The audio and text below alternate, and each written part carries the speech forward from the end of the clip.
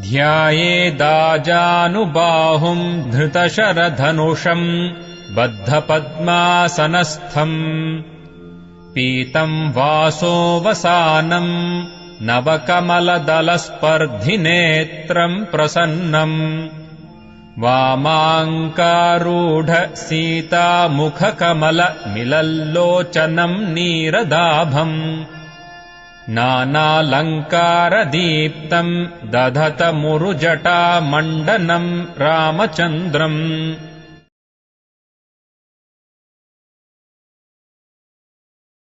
चरितम् रघुनाथस्य शतकोटिप्रविस्तरम् एकैकमक्षरम् पुंसाम् महापातकनाशनम्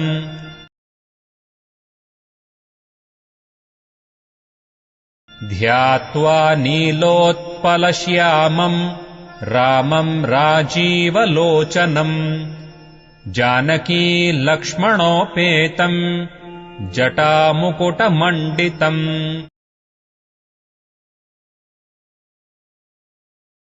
सासितोणधनुर्बाणपाणिम् नक्तञ्जरान्तकम् स्वलीलया जगत्त्रातुम् आविर्भूतम् अजम् विभुम्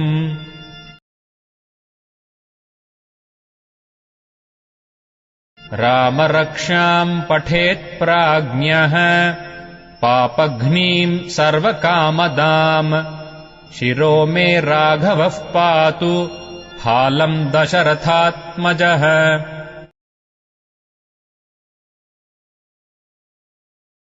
कौसल्येयो दृशौ पातु विश्वामित्रप्रियश्रुती घ्राणम् पातु मखत्राता मुखम् सौमित्रिवत्सलः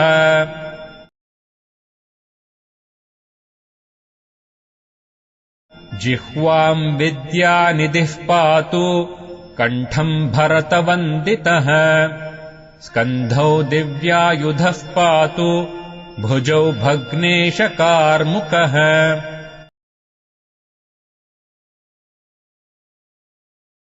करौ सीतापतिः पातु हृदयम् जामदग्न्यजित् मध्यम् पातु खरध्वंसी नाभिम् जाम्बवदाश्रयः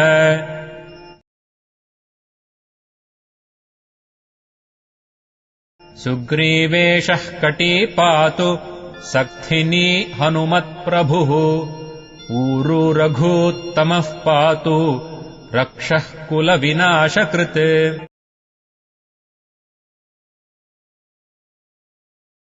जानुनी सेतुकृत् पातु जङ्घे दशमुखान्तकः पादौ विभीषणश्रीदः पातु रामोऽखिलम् वपुः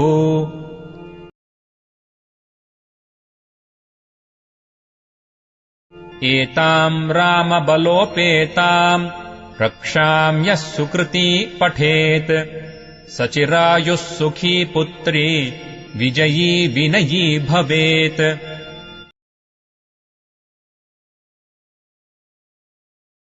पातालभूतलव्योम चारिणच्छद्मचारिणः न द्रष्टुमपि शक्तास्ते रक्षितम् रामनामभिः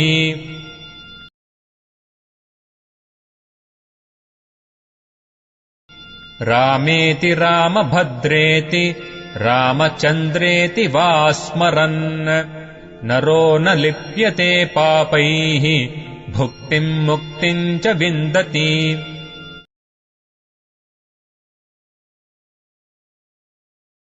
जगज्जैत्रैकमन्त्रेण रामनाम्नाभिरक्षितम् यः कण्ठे धारयेत्तस्य करस्थाः सर्वसिद्धयः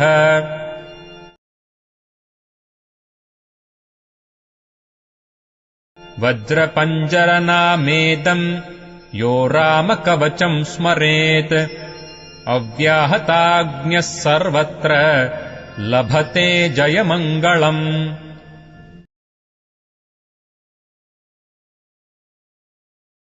आदिष्टवान् यथा स्वप्ने रामरक्षामिमाम् हरः तथा लिखितवान् प्रातः प्रबुद्धो बुधकौशिकः।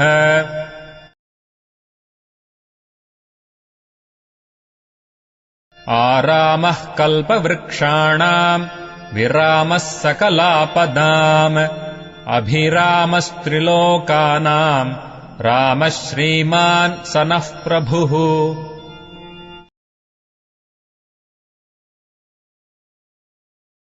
तरुणौ रूपसम्पन्नौ सुकुमारौ महाबलौ पुण्डरीकविशालाक्षौ क्षीरकृष्णाजिनाम्बरौ।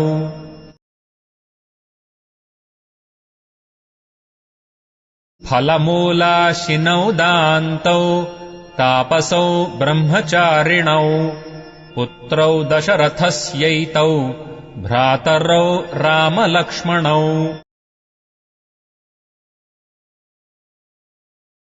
शरण्यौ सर्वसत्त्वानाम् श्रेष्ठौ सर्वधनुष्मताम् रक्षः कुलनिहन्तारौ त्रायेताम् नो रघूत्तमौ।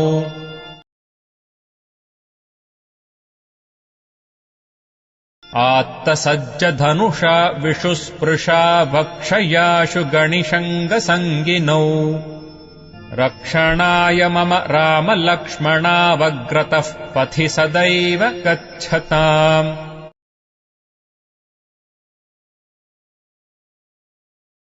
सन्नद्धः कवची खड्गी चापबाणधरो युवा गच्छन्मनोरथान्नश्च रामः पातु स लक्ष्मणः।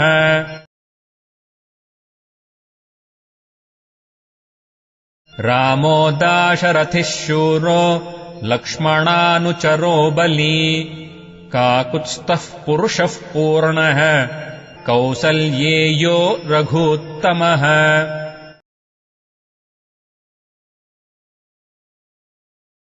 वेदान्तवेद्यो यज्ञेशः पुराणपुरुषोत्तमः जानकीवल्लभः श्रीमान् अप्रमेयपराक्रमः।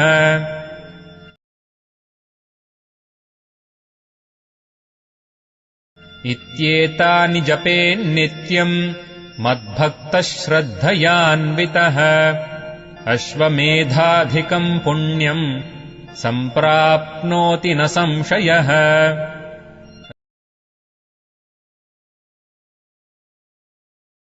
रामम् दूर्वादलश्यामम् पद्माक्षम् पीतवाससम् स्तुवन्ति नामभिर्दिव्यैः न ते संसारिणो नराः।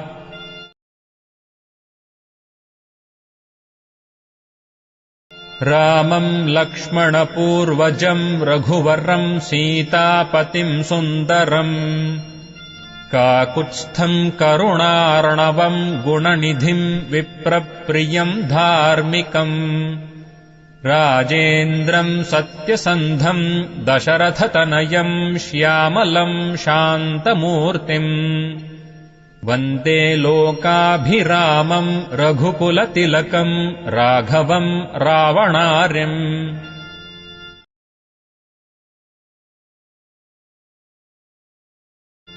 रामाय रामभद्राय रामचन्द्राय वेधसे रघुनाथाय नाथाय सीतायाः पतये नमः।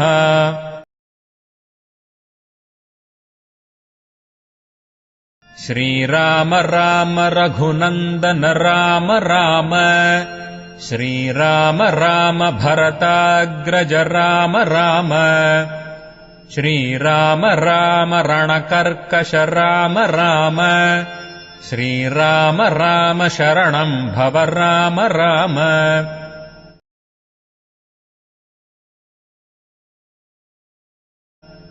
श्रीरामचन्द्रचरणौ मनसा स्मरामि श्रीरामचन्द्रचरणौ वचसा गृणामि श्रीरामचन्द्रचरणौ शिरसा नमामि श्रीरामचन्द्रचरणौ शरणम् प्रपद्ये।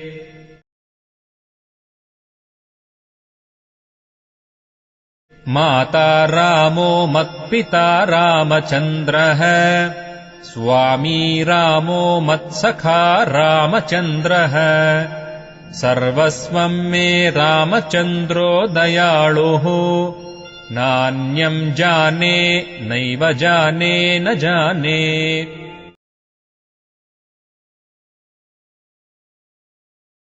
दक्षिणे लक्ष्मणो यस्य वामे च जनकात्मजा पुरतो मारुतिर्यस्य तं वन्दे रघुनन्दनम्।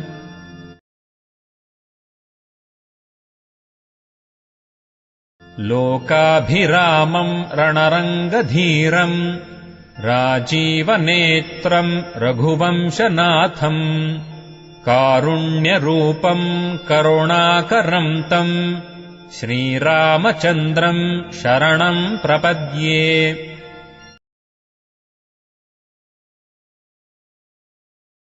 मनोजवम् मारुततुल्यवेगम् जितेन्द्रियम् बुद्धिमताम् वरिष्ठम् वातात्मजम् वानरयूथमुख्यम् श्रीरामदूतम् शिरसा नमामि।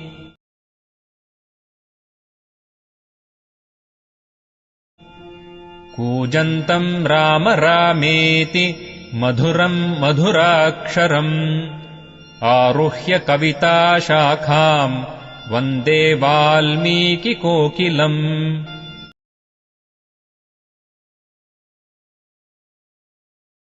आपदाम् अपहर्तारम् दातारम् सर्वसम्पदाम् लोकाभिरामम् श्रीरामम् भूयो भूयो नमाम्यहम्।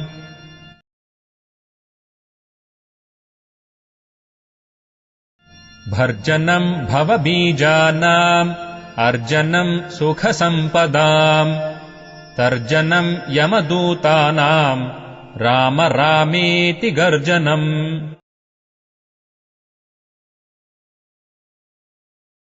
रामो राजमणिस्तदा विजयते रामम् रमेशम् भजे रामेणाभिहता निशाचरचमू रामाय तस्मै नमः। रामान्नास्ति परायणम् परतरम् रामस्य दासोऽस्म्यहम् रामे चित्तलयः सदा भवतु मे भो राम मामुद्धर।